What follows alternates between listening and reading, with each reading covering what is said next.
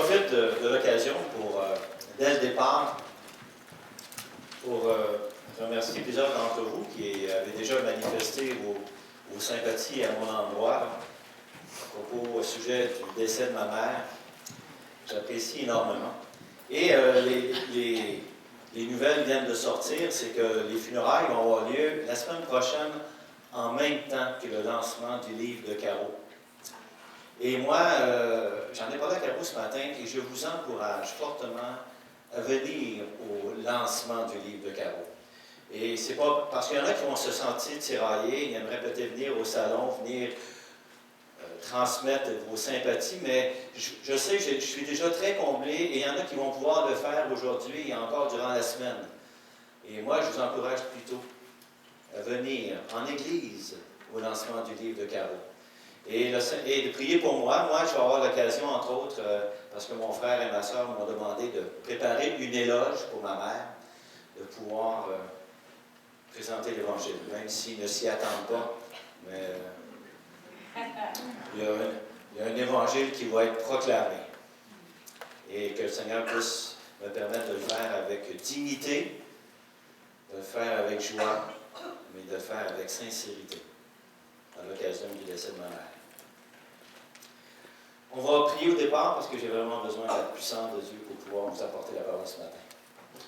Alors Seigneur, on est devant toi avec ce texte qu'on veut regarder ensemble. Et, Seigneur, je te demande que tu me remplisses de ton esprit.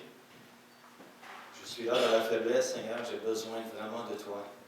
Que ce soit ton message, Seigneur, que ce soit tes paroles qui sortent de ma bouche, de telle sorte que ton peuple, Seigneur, puisse entendre ce que toi-même tu as placé, que tu as sur ton cœur et que tu désires qu'ils entendent et que ça vienne eux-mêmes les rencontrer dans les besoins que toi tu as déjà déterminés pour chacun d'entre eux. Alors Seigneur, on veut être à l'écoute de ta parole ce matin. On veut entendre de toi. Dirige-moi, Seigneur, pour le faire. Amen.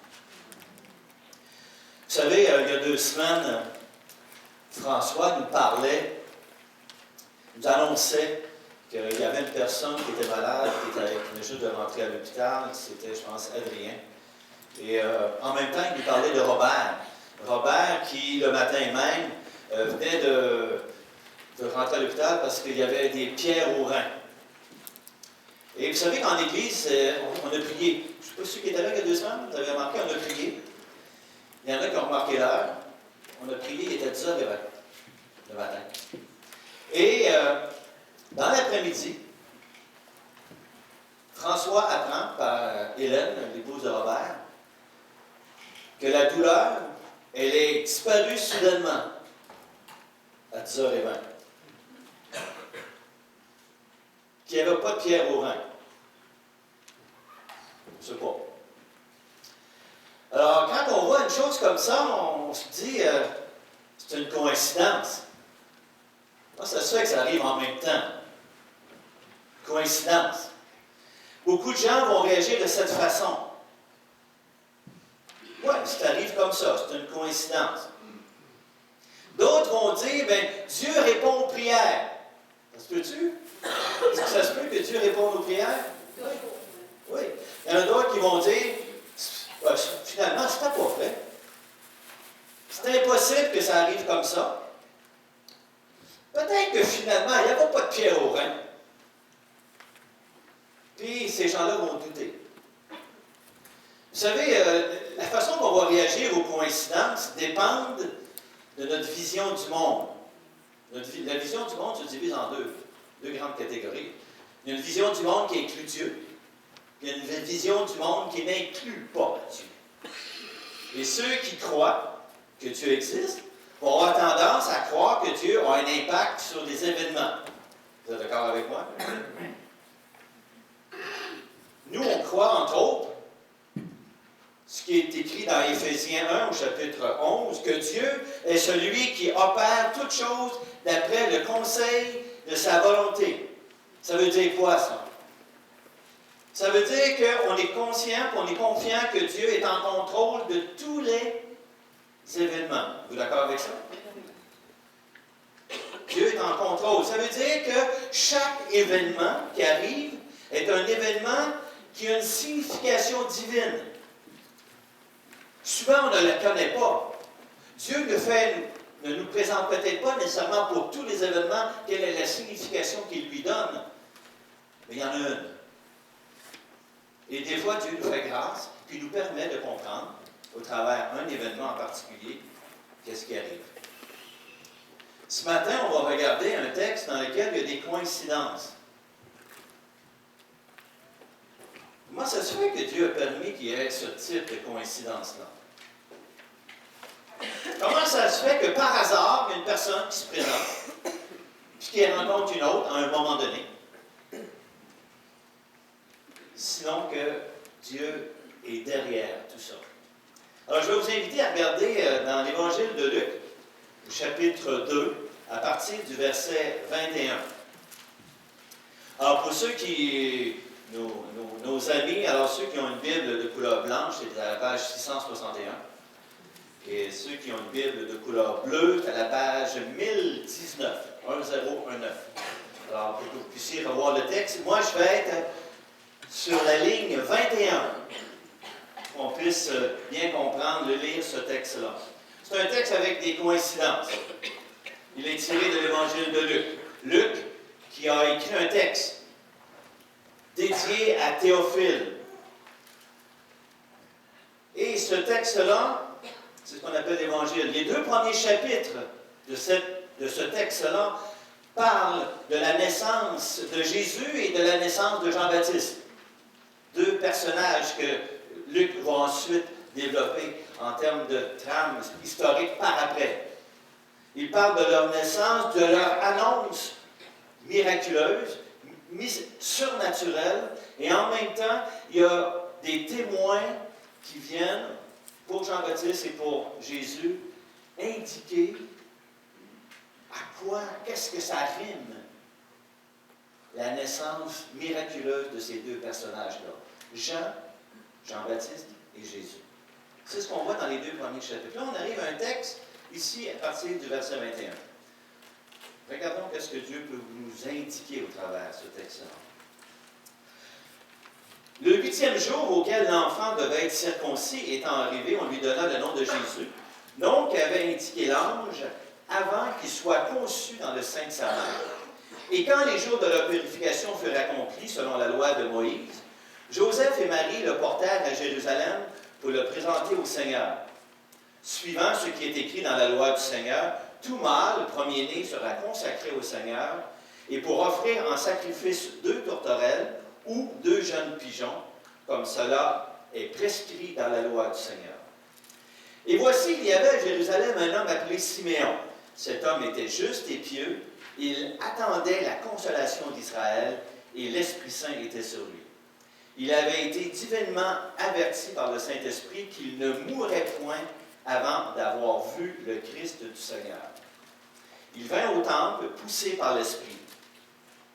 Et comme les parents apportaient le petit enfant, Jésus, pour accomplir à son égard ce qu'ordonnait la loi, il le reçut dans ses bras, bénit Dieu et dit, « Maintenant, Seigneur, tu laisses ton serviteur s'en aller en paix selon ta parole, car mes yeux ont vu ton salut, salut que tu as préparé devant tous les peuples, lumière pour éclairer les nations et gloire d'Israël, ton peuple. » Son père et sa mère étaient dans l'admiration des choses qu'on disait de lui.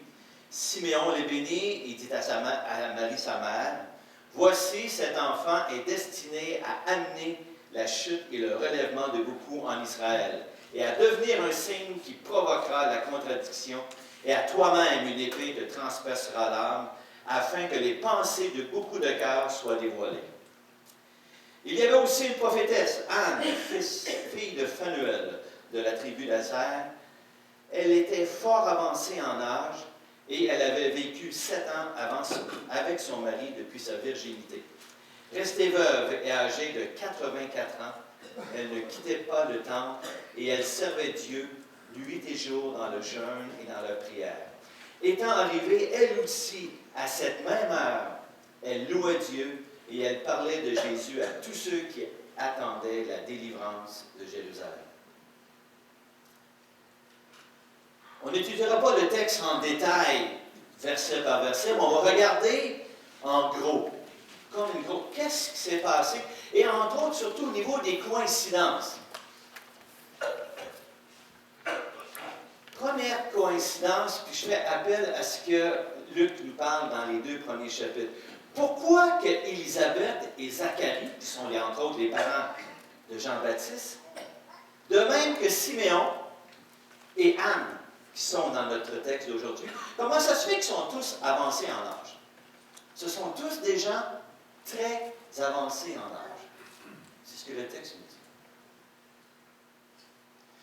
Pourquoi Dieu a-t-il fait en sorte que les parents de Jean-Baptiste, Zacharie et Élisabeth, soient très âgés à la naissance de Jean-Baptiste, et que les parents de Jésus, eux, Marie entre autres, soient très jeunes?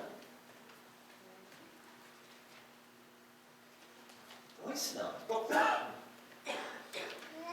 Pourquoi que Dieu s'est arrangé que les parents du dernier prophète de l'Ancien Testament, qui s'appelle Jean-Baptiste, soient très vieux? Ils attendaient le Messie, mais ils étaient très âgés en âge. Et que les parents de ce tout petit qui vient juste d'arriver, qui s'appelle Jésus, le Messie, soient jeunes. Puis pourquoi que Siméon et Anne sont rendus à la fin de leur vie, tout près de la mort, c'est ce que le texte nous dit ce matin, comment ça se fait que ce sont eux qui sont contents de voir Jésus et qui témoignent de lui, témoignent de ce qu'il est? Vous allez dire, ouais, mais j'ai des questions existentielles que tu nous poses ce matin. Pourquoi tu poses ça?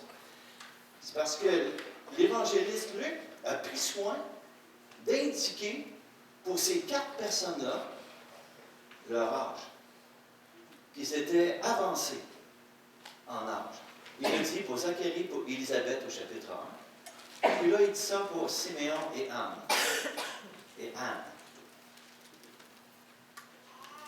Zacharie et Élisabeth, en plus, une autre chose qui est quand même une coïncidence, c'est que ces 4 personnages-là, les parents de Jean-Baptiste, puis les parents de Jésus, ce sont des gens très pieux, très religieux. Des gens qui suivaient la loi. C'est écrit dans Luc chapitre 1, verset 6, que Zacharie et Élisabeth, qu'ils marchaient selon les commandements de la loi et qu'ils étaient justes devant Dieu. Des Juifs très pratiquants. Wow! Siméon et Anne, ici actuellement, ils étaient des gens qui étaient assidus au temple. Et ils s'entretenaient du fait qu'il y avait une promesse pour Israël et qu'il va y avoir un Messie. Et ils y croyaient. Donc, si on remarque, ces personnages-là, entre autres ceux qu'on voit ce matin, Anne et Siméon, qui reçoivent Jésus au temple, c'est de valeur que, c'est quand même.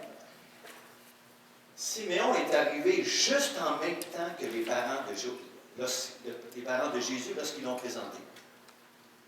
Coïncidence. Et lorsque Siméon a fait sa déclaration, Anne est arrivée en même temps. Coïncidence? Qu'est-ce qui se passe dans ce texte-là? Comment ça se fait que qu'est-ce que Dieu est en train de nous montrer?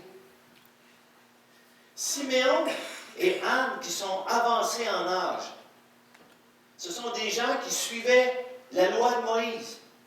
Vous êtes d'accord avec moi? Ils vivaient là. Et ils aspiraient profondément à voir ce que les prophètes leur annonçaient depuis des millénaires, le Messie. Donc, ils marchaient selon la loi et selon l'espérance des prophètes. Et c'était des vieilles personnes. Et ils accueillent Jésus avec joie, les deux, Siméon et Anne, dans ce monde. Luc, c'est le seul évangéliste qui a écrit la phrase que je vais vous lire. Chapitre 16, verset 16.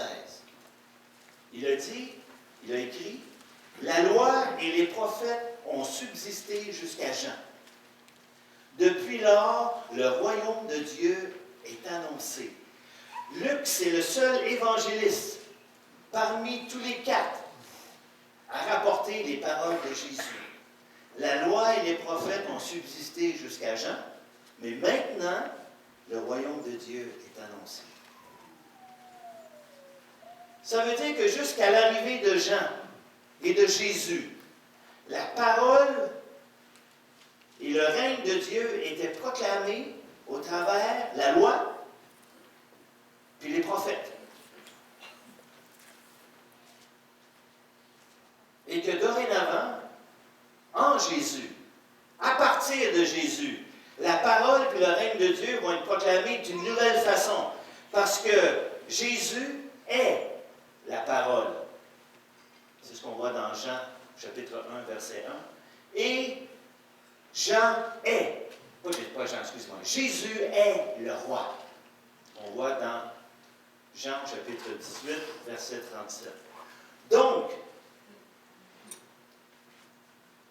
Anne et Siméon sont des représentants de l'Ancienne Alliance.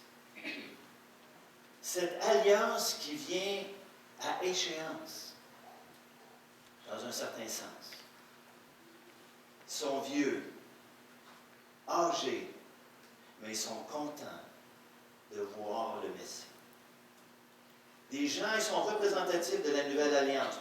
Eux qui vivent à l'ère de l'Ancien Testament, l'ère de la promesse. Le Messie s'en vient. Ils vivent dans cette époque-là. Et à partir de Jésus, ça va être l'ère de l'accomplissement de la promesse. Il arrive. Celui qui était tant entendu depuis des millénaires, il est là. Et il est présenté au temple. Siméon et Anne, ce sont un homme et une femme, représentatifs du genre humain, qui viennent de voir celui qui est tant attendu, Jésus. En anglais, on dirait « it's him », c'est lui. C'est lui maintenant, la nouveauté. Wow.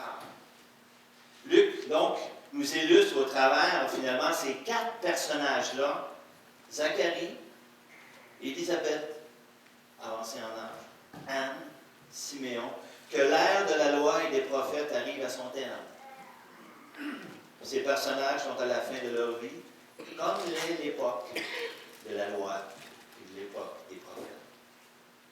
Mais Luc, en même temps, il illustre qu'il n'y a pas de conflit entre l'âge ancien, l'âge de la loi et des prophètes, et avec le nouvel âge, avec le Messie. Il n'y a pas de conflit. C'est que ces personnages de l'Ancien Testament sont dévoués, consacrés, et ils attendent avec impatience l'arrivée de ce Messie-là. Donc, Luc, dans ce texte, il nous prépare à un important virage qui s'est passé dans l'histoire. Lui, il raconte son histoire à Théophile, Luc, l'évangéliste.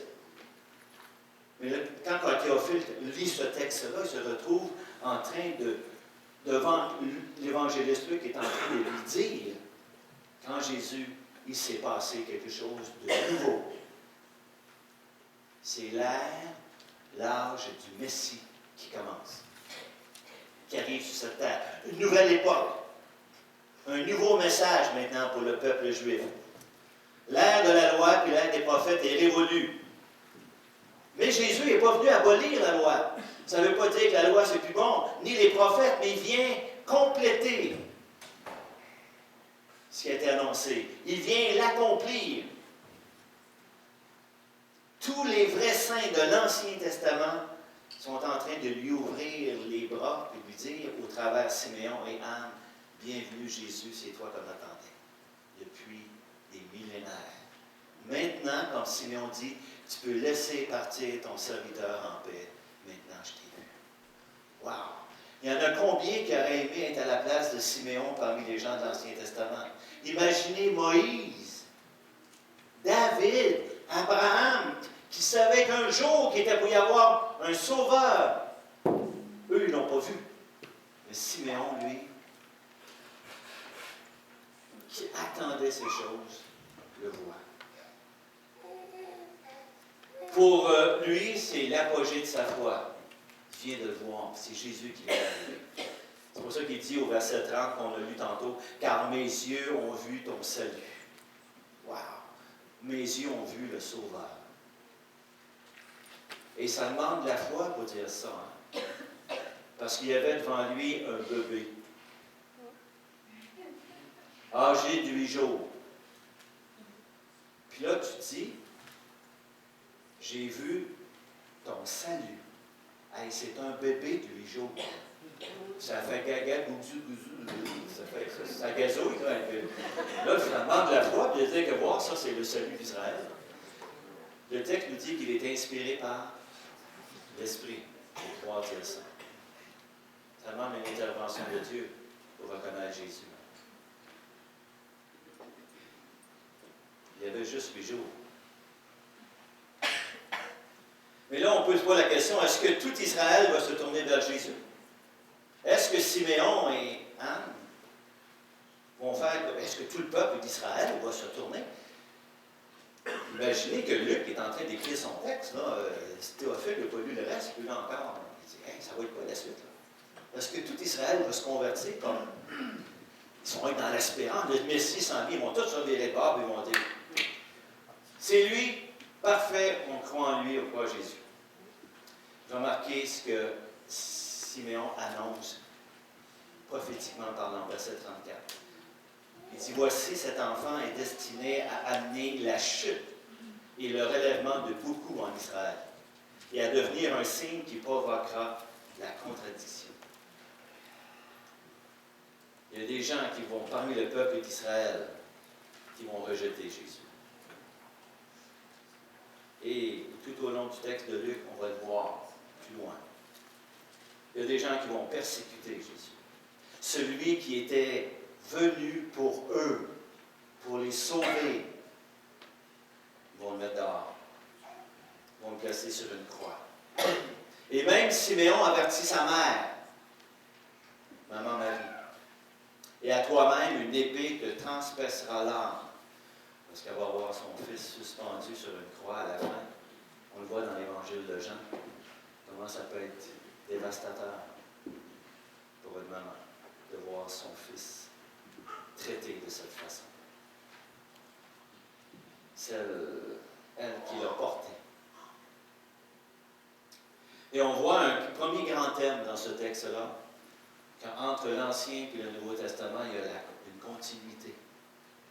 Ceux de l'Ancien aspiraient à rencontrer le Messie, à voir le Messie. C'est ce dont ils voulaient au plus haut point. Mais il y a quelque chose de nouveau. Il y a une nouveauté aussi au travers de ce texte-là. Et on le voit au travers ce que Siméon dit,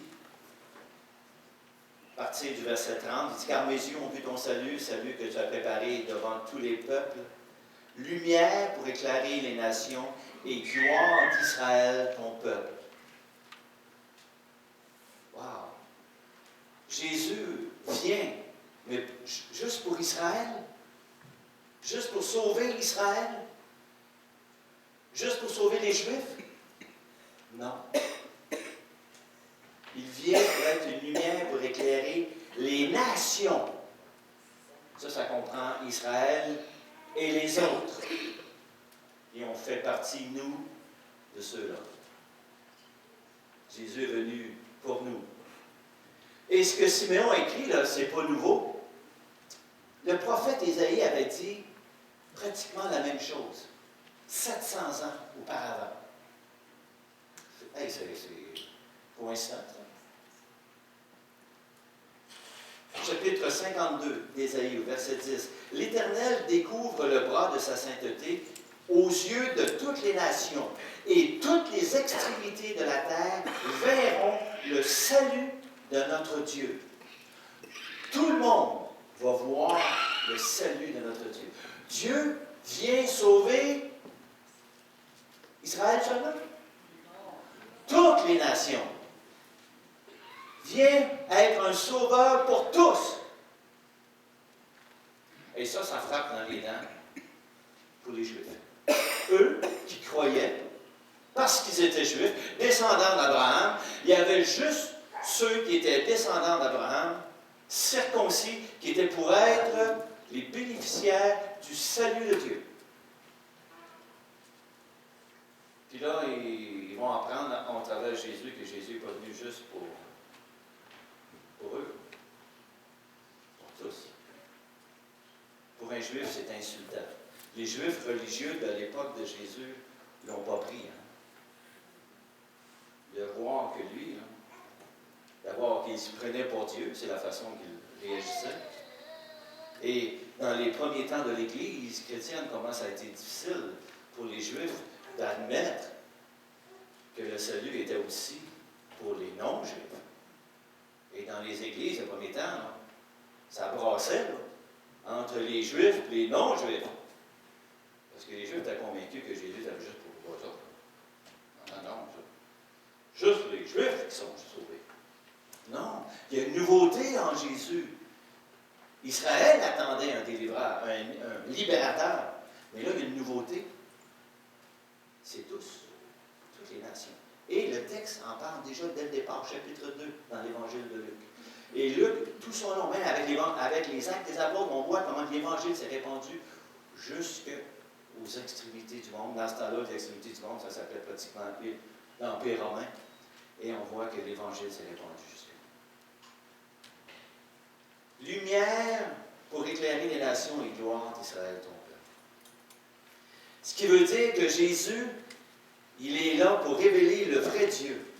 Lumière. Une lumière, ça révèle. Une lumière, ça éclaire, ça indique le chemin. Lumière qui indique le chemin du salut pour Israël, mais aussi pour ce qu'on appelle les gentils. Et on sait que le texte de Luc s'adresse principalement aux gentils, aux non-juifs. Eux qui vont voir au travers la lecture de ce texte-là dans les prochains chapitres que Jésus est venu pour eux également. Il est venu mourir pour chacun d'entre eux. Wow! Et c'est pour ça qu'il a dit que Jésus va occasionner la chute et le relèvement de plusieurs en Israël. Il y en a qui ne croiront pas en Jésus. Puis il y en a qui vont y croire. Puis il y en a qui vont y croire. Il y en a qui vont se tourner vers. Il y en a qui vont voir dans ce bébé-là, dès le départ, que c'est lui le Sauveur. Et ça, c'est une belle prophétie de la part de Simeon. C'est lui, le Sauveur. Et que les pensées de beaucoup de cœurs vont être dévoilées au travers son arrivée. Oui, il y a une nouveauté dans ce texte-là. Continuité, mais nouveauté. Le salut, ce n'est pas juste pour les Juifs. C'est pour les non-Juifs. Deux thèmes qu'on voit dans ce texte-là.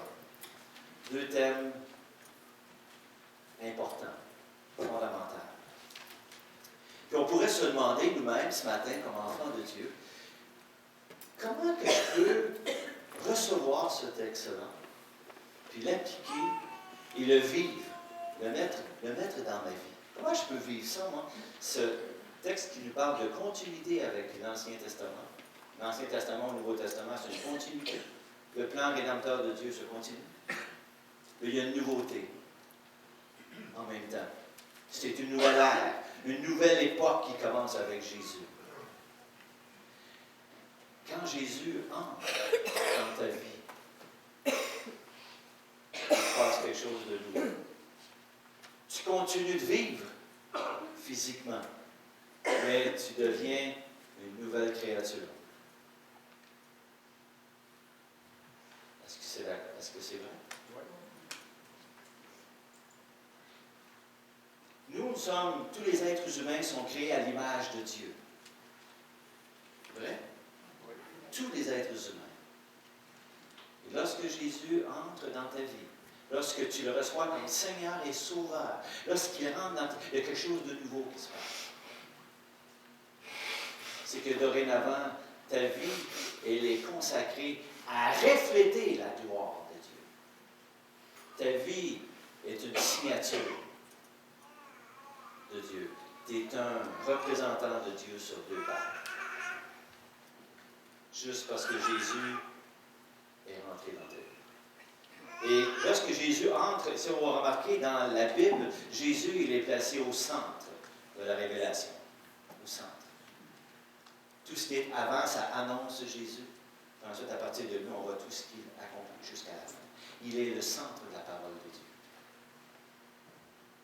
Comment on peut vivre ça, avoir Jésus au centre de notre vie, comme croyants? Ceux qui ne le connaissent pas encore, comment on vit ça, avoir Jésus au centre de notre vie?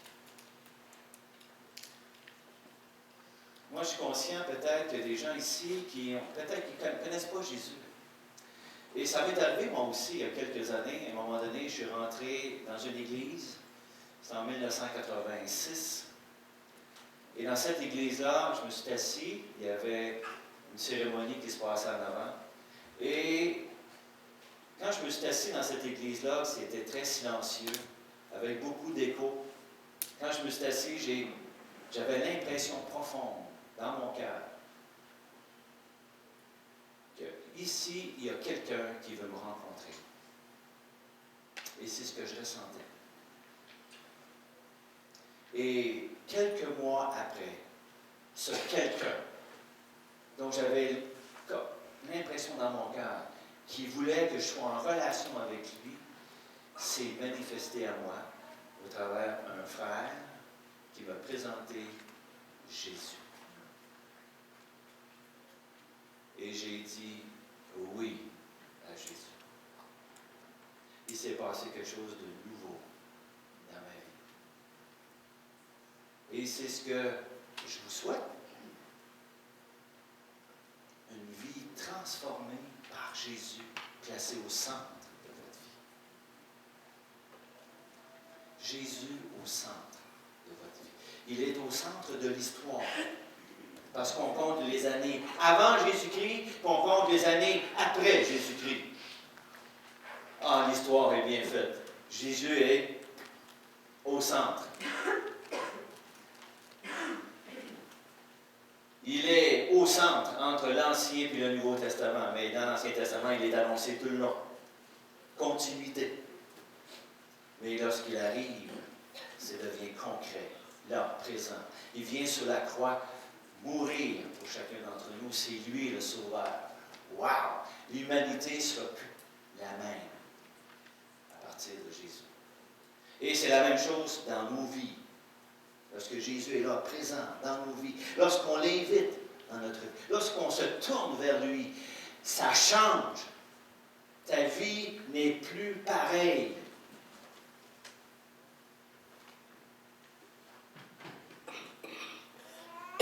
Un verset, c'est celui que je vous laisse et que tout le monde, je pense qu'on a ici ce matin sur un petit texte. Comment je vais vivre le fait que Jésus est au centre de ma vie? J'ai été crucifié avec Christ. Et si je vis, ce n'est plus moi qui vis, c'est Christ qui vit en moi. Et si je vis maintenant dans la chair, je vis dans la foi au Fils de Dieu. Pourquoi que je fais ça? Parce qu'il m'a aimé. Il nous a aimés. Il a donné sa vie pour chacun d'entre nous. Et il s'est livré lui-même pour moi.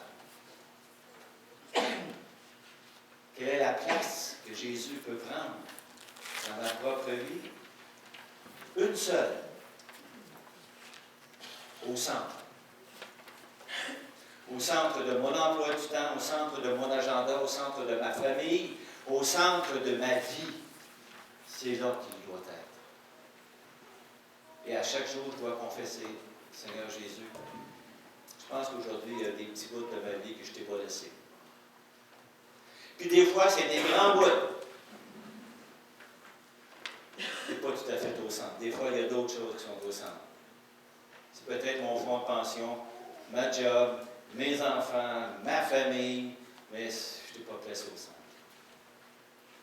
Mais si je te place au centre, ça va avoir un impact sur ma famille, sur mon emploi, sur mon témoignage, sur ce que je vais faire.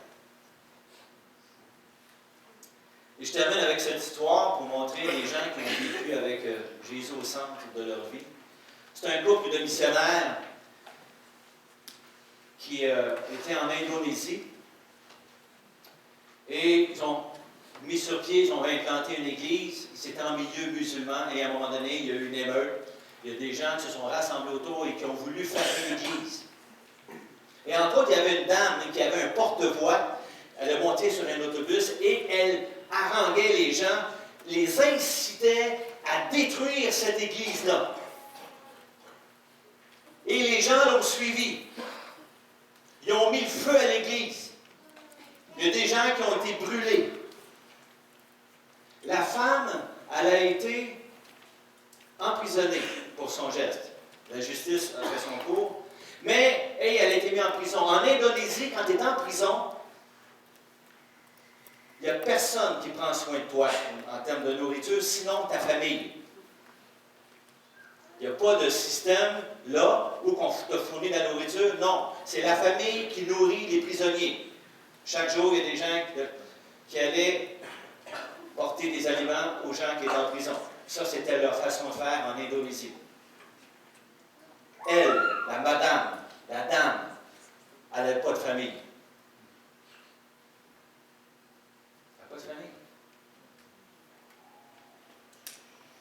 Le couple de missionnaires se sont engagés à chaque jour d'aller la visiter et d'aller lui porter de la nourriture. Celle qui avait détruit leur Église et qui avait fait mourir de leurs membres. La dame, elle a vu des gens qui avaient Jésus au centre de leur vie. Un Jésus rempli d'amour et de compassion. Jésus qui est venu mourir pour les pécheurs. Et elle a vu ça en deux personnes.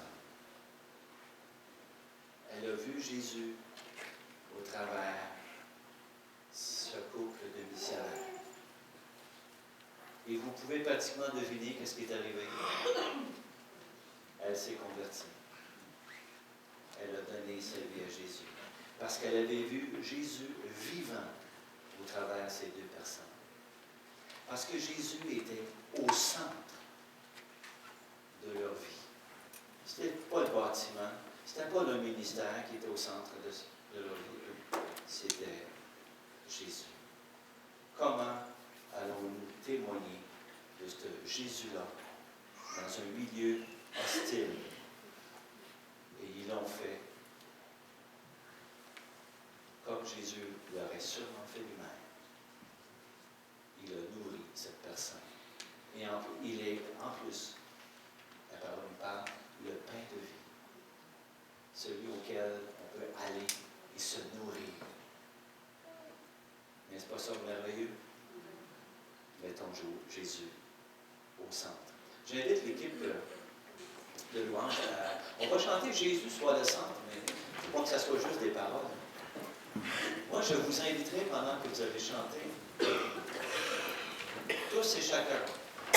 Puis même, on va revenir dans le temps en petits groupes dans les églises maisons cette semaine.